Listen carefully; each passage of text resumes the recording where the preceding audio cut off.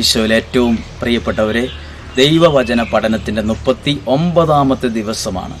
ഞാനിപ്പോൾ നിൽക്കുന്നത് നമ്മളുടെ വയനാട് അനുഗ്രഹ ധ്യാന കേന്ദ്രത്തിലേക്ക് കയറുന്ന ഒരു വഴിയാണിത്. അതിൻ്റെ എൻട്രൻസാണ്, ഇങ്ങനെയാണിത്.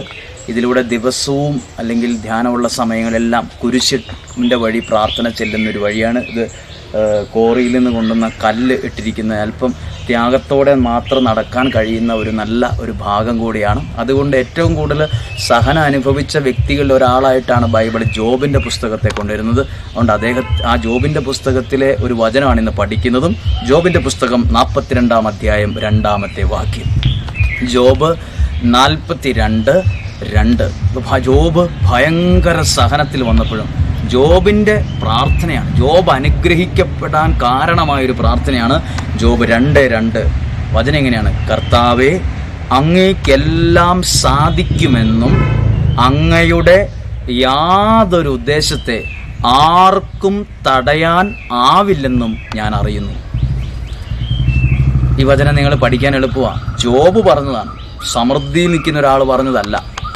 ഭയങ്കര സഹനത്തിൻ്റെ അതിൻ്റെ ഏറ്റവും അത്യുന്നതമായ ഒരു അവസ്ഥയിലായിരുന്നു കടന്നുപോയ ഒരാൾ പറയാണ്, ദൈവമേ, അങ്ങേക്കെല്ലാം സാധിക്കുമെന്നും. ജോബിൻ്റെ 1001 പ്രശ്നങ്ങളെ നമുക്ക് പലർക്കും ഉണ്ടായിട്ട് നമ്മളിത് പറയില്ല. എന്നാൽ നമ്മൾ ഇന്ന് തൊട്ട് പറയുകയാണ്.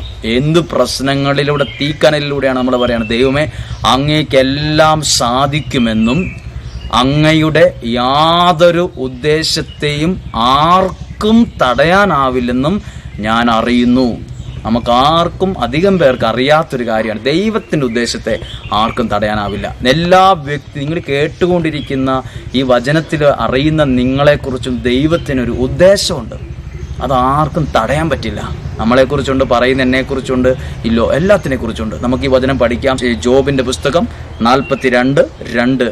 അങ്ങയ്ക്കെല്ലാം സാധ്യമാണെന്നും അങ്ങയ്ക്കെല്ലാം സാധിക്കുമെന്നും അങ്ങയുടെ യാതൊരു ഉദ്ദേശത്തെയും ആർക്കും തടയാനാവില്ലെന്നും ഞാൻ അറിയുന്നു. എനിക്കതറിയാം.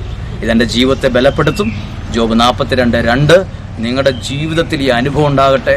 നിങ്ങളും ജോബ് അനുഗ്രഹിക്കപ്പെട്ടതുപോലെ നിങ്ങളും ഈ വചനത്തിലൂടെ അനുഗ്രഹിക്കപ്പെടാൻ ഇടയാകട്ടെ എന്ന് പ്രാർത്ഥിക്കുന്നു. ദൈവം നിങ്ങളെ സൂക്ഷിക്കട്ടെ. പ്രാർത്ഥിക്കുന്നു. ആമേൻ.